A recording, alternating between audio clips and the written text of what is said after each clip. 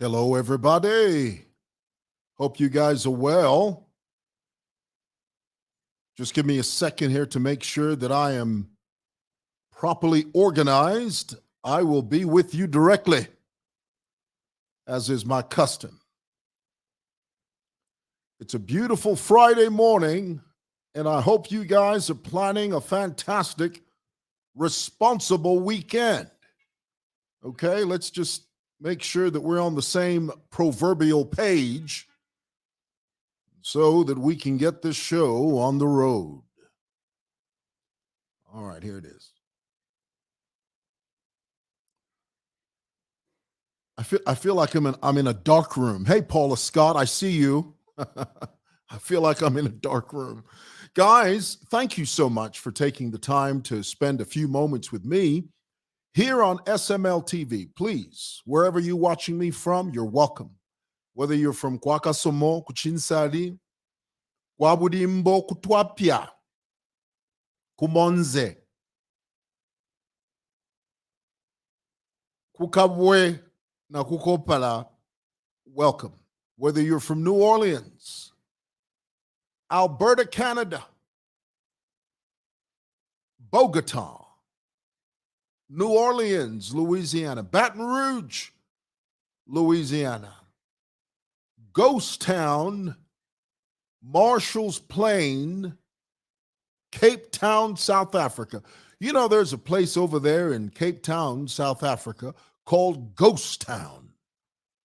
Ghost Town. No police are allowed there. It's a territory of terror. So if you're watching me from Ghost Town now, please, you're welcome. Guys, a few things. Alabama, we got somebody from Alabama. Amazing. Who's that? Latoya, who is that? Latoya Peoples. Hello from Alabama. I've been to Alabama. I've been to Mobile.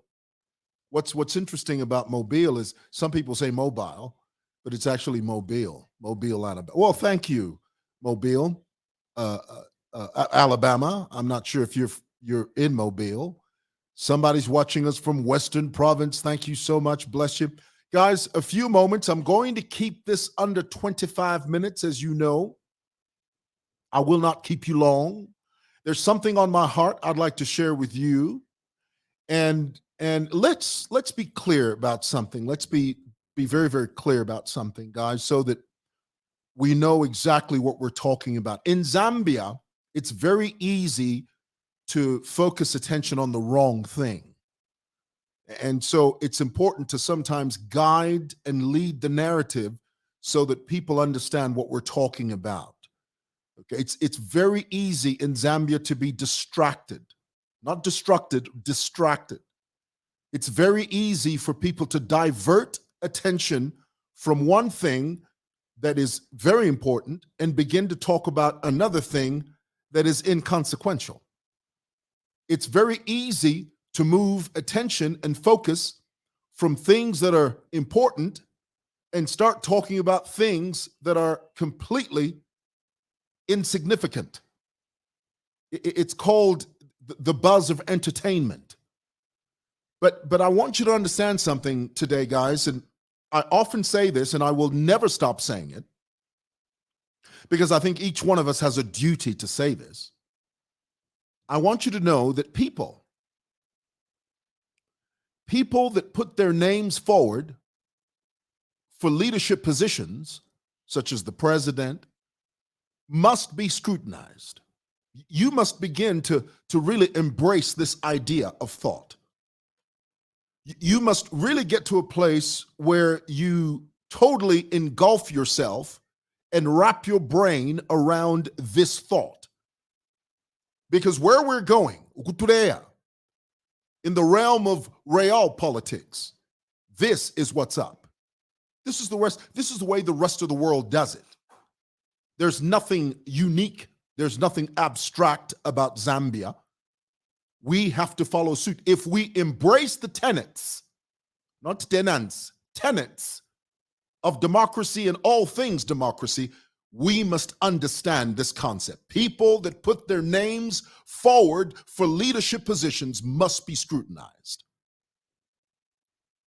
And let's be clear, there is no chimbuya here.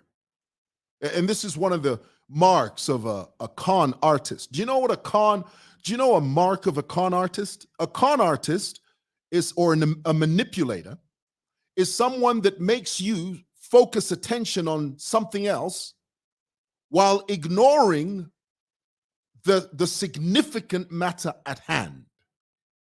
For example, Sean Tembo says, no, this is chimbuya.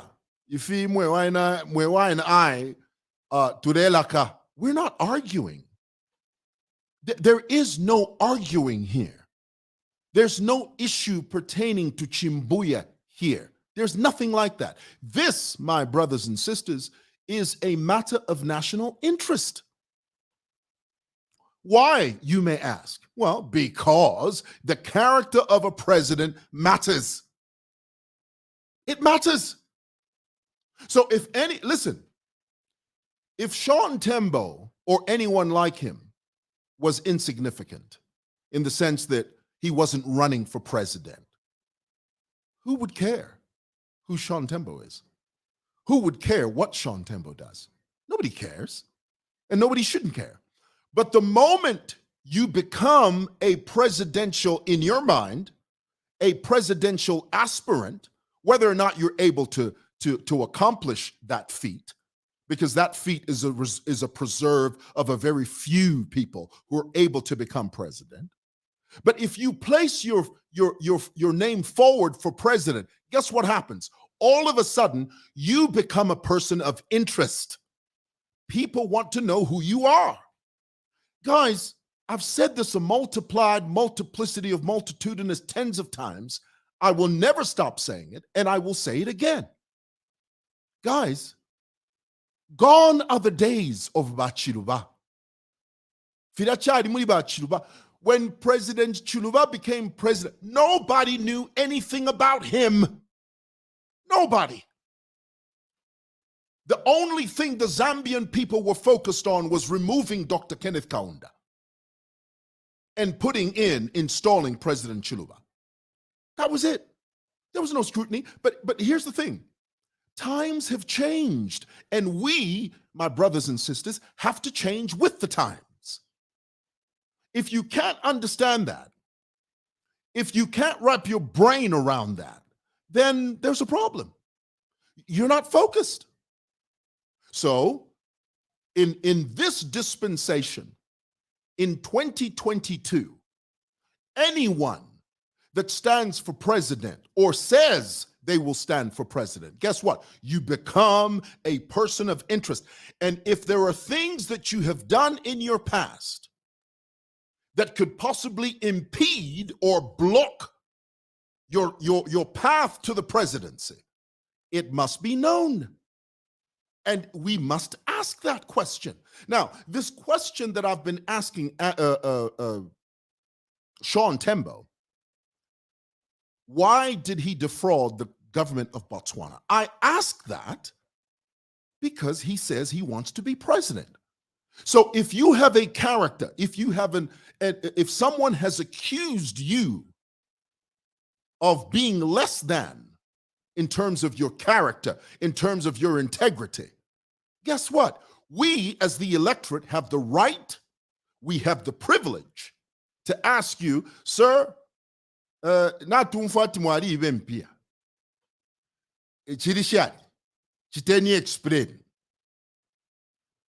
a presidential candidate is asked a question, there's nothing like avoiding the question. Entertain your thoughts.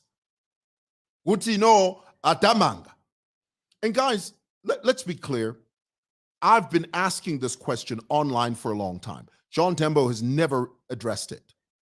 The other day, and I must say, I was very disappointed with Hot FM. Hot FM, that's supposed to be an independent radio station, a station that's supposed to speak for the people. Sean Tembo was a guest on Hot FM. That host did not ask Sean Tembo that question. But guess what? You can run, but you can't hide. One day, somebody's going to ask you that question. What are you going to do? Run? Run to where? There's no such thing. And guys, understand this. You know these little things that Sean has been posting about me. The Zambian people are not interested in that. We're going towards a dispensation now, and I guarantee you, as Zambian citizens, as voters, as registered voters, as people of this soil, people that originate from this territory, where we're going, we will demand our leaders to debate. Not ama presidential debates, vapanga, bachita organize, ama candidates, ruling party candidates. How arrogant. How arrogant. Ruling party candidate, tell could debate. Why? Fiancé. But posta la fiancita. Eh? If we tulinobuteko. But tuchita invite kufia bupuba. I'm a debate. Honey, that's where we're going. These kids now, not if we, I mean, in 50 years, I'll be gone. If we're not, she got it, but these young Zambians behind us, coming behind us, they're going to demand leadership to explain who they are. These young Zambians that are coming behind us, they're going to be asking candidates, who are you? What have you done? Tell us, what is this accusation we've been hearing? We demand to know, as the electorate, we need to know your character and who you are. But that's where we're going.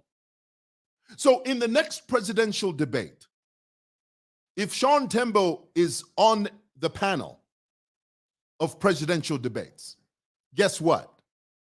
They're not going to show Sean Tembo a picture, an adulterated picture of someone with some image.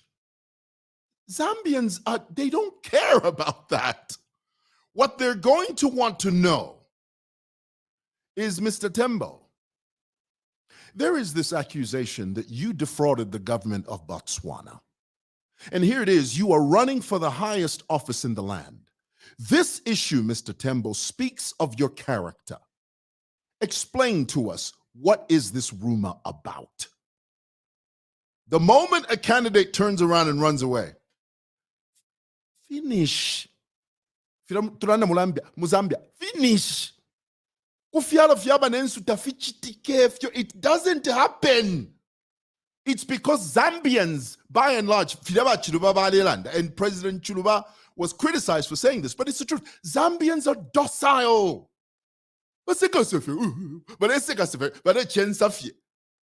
When there are real issues on the table, you know, it shocks me. It really does. So, guys, now let's be clear. Let's be clear. Nobody's perfect. We know that. However, leaders are held to a higher standard. And let me just address this issue. Let me just go back to this issue that many of you have been saying to me, well, why don't you just follow Sean Tembo to his house? Are you kidding me? The character of Sean Tembo, he will shoot me between the eyes and he will look away and say, he trespassed. When I was trying to trespass, Sean Tembo akwat. Il y a character Sean Tembo where he embellishes everything. He aggrandizes everything. I mean, the other day I was outside at Millennium Radio. He embellished the whole event. He said there are PF Carters outside waiting to kill us, waiting to harm us. If anything happens outside, which was a low-key threat, that was Sean Tembo's way of saying, I'm going to harm Mwewa. And if Mwewa stands in front of me, I'll either run over him or do something to him. And if something happens to Mwewa, the blood of his blood is on the hands of the president and the IG. That was a low-key threat. That's the reason when I went there, I made sure I was clear out of the way of the car. I was in front of it, but I wasn't directly standing in front of it. Why? Because I know Sean Tembo's character. He would run over me and feel fully justified in doing so. So, I mean, I've got kids. I mean, I've got a wife. I got kids. Who wants to put my kids and my wife through that aggravation? So I made sure that I didn't stand directly in front of the car. My reasoning was, I'm going to ask you, what is this that's all over the internet? What is this that questions your character? What is this that impedes your desire to become president? Explain. He runs away. He drives off like a fugitive, like a wuss. Bwana, in other countries, that's it. That Fidabaranda ku America, that would have been the nail in the coffin. The American people would literally put a line through your name instead of under it. Not in Zambia. In Zambia, hey, hey, chimbuya, chimbuya. Mwefi puru mwe. Mwefi puru mwe. Oh, it shocks me. It really shocks me. Anyway, let's go to Mwebantu Facebook page. Mwebantu Facebook page is the largest, most vociferous, the most prominent, the most renowned Facebook page in Zambia. And because it's that way, it has a responsibility to project the truth. Do you understand that? It's that old saying, with great power comes great responsibility. So whenever Mwebantu begins to perpetuate and to push a narrative that is inaccurate, then, they're going the wrong way. It's like Kanye West. Kanye West has a very big voice in the entertainment industry. So whenever he begins to speak irresponsibly, guess what? The endorsement deals begin to fall away. Why? Because your words matter. The things you project matter. The same thing with Mwebantu page. Mwebantu is owned by Kasonde Mulenga, a young man that I've known for many, many years. And the only reason he's upset with me, I mean, he's taken my image and he's reposted an image of me on his page that has brought me into disrepute and into public ridicule. Believe it or not, that's against the law. That is against the law. And this is the reason Mwebantu Facebook page has been reported to the police, and he's going to go to court. There will be an arrest. There will be a subsequent court case, and there will be something at the end of it, whether guilty or not guilty. Guys, let me tell you something, and I want you to get this. Don't allow people to use your image in a way that depicts you in a manner that you are not really. No, let me rephrase that. Don't allow people to use your image and present you in a manner that you are not. That's called identity theft. There are laws against that, in case you didn't know. Now, I know the rebuttal for many of you is, but Mwewa, you also, people have also sued you. Here's the thing, guys. When you post a statement about someone, if it's true, it's not defamation. But here's the caveat, and this is something we all have to understand. Let me say that again. When you post something about someone, if it's true, it's not defamation, but here's the caveat. You have to prove it. If someone feels aggrieved, all they have to do is go to the police and report you. The police open a docket. They will call you for questioning. You will be arrested. You will be taken to court, and then the court will determine the outcome. Do you understand that? So in my case, I mean, guys, come on. I've been around. Listen, this isn't my first rodeo. I have sued and I've been sued. I've been sued right now. So it's now my job to prove what I said. So it's not what you know, it's what you can prove. That's all it is. So guys, my advice to you, and I know there are many of you, never feel boxed into a corner. With the new cyber laws we have in this country now, guys, you have refuge. You do. You have a place to run to. Don't let anyone convince you that it's an exercise in futility when someone uses your image and presents you in a way that you are not. That's called identity theft. No one has the right to your image. Nobody. Nobody can take your image and make it into something that it's not. Don't sit on your laurels. Don't sit on your blessed assurance. Don't sit on that chair. Do not lay in that bed of lethargy and do nothing. Do something for a change. Get out, go to the police, report the matter, and have your voice heard. That's how to do it. That's how to put a bullet through these kids. That's how to do it. But if you sit in the corner and cower and crumble underneath their shadow, their ominous shadow, that's what they want. But don't let them. Take it to them. When they come at you, you go at them. Take it to them. Take it to them, honey. Take it to them. All right. So, that's what I wanted to share with you. Is it under 20 minutes? What time is it? Yes, it's 21 minutes. We're good. A couple of your comments. Somebody says, go deeper. I'm following. Okay, here's the thing. People say this about me all the time. I'm a vlogger. Okay, there's everything I depict in town is life here in the city. 50 years from now, the videos that I show in town, people are going to watch those. I don't stalk people. You know what stalking means? Stalking people means you're following them behind with the camera. They don't know you're watching them. They go to their house. You're hiding behind a bush and you're recording them.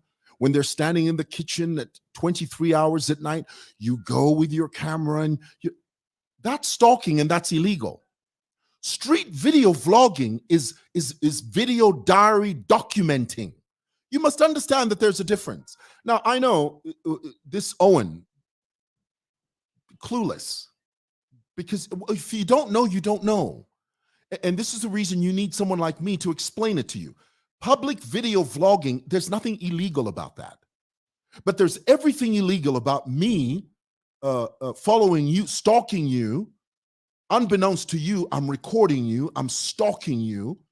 You know, the other day, I was sitting in a restaurant and a young man was recording me as I was eating, okay? And secretly recording me. I don't secretly record anyone. I don't do that. When I walk through the street, I'm vlogging, I walk up to you, you know I'm recording you. And sometimes I ask you, hey, so what's going on? But if I'm operating some type of clandestine undercover activity where I'm following you, you don't even know I'm following you, I'm recording you secretly, that's against the law. Make the distinction, guys. Okay? Understand the distinction. 50 years from now, you'll understand why this is. Wouldn't you want to see, I mean, there'll be people then that are not here now. They will see how City Market was 50 years from now. They'll see it. They'll appreciate that. I don't stalk people. I video document. I'm a vlogger, okay? All righty. Okay, guys, God bless. Thanks for watching.